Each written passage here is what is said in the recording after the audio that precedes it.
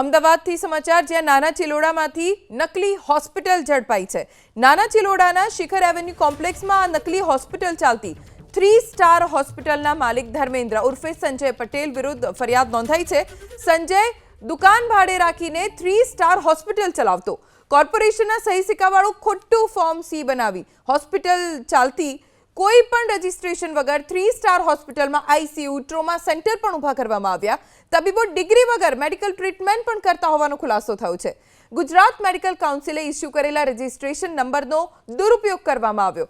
ખોટા દસ્તાવેજો બનાવી વીમા કંપની અને પોલિસી ધારકો સાથે પણ છેતરપિંડી આચરવામાં આવી।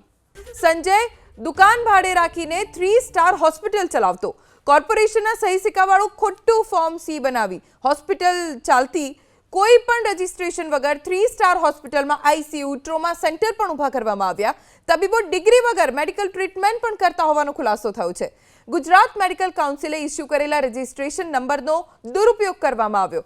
ખોટા દસ્તાવેજો બનાવી વીમા કંપની અને પોલિસી ધારકો સાથે પણ છેતરપિંડી આચરવામાં આવી।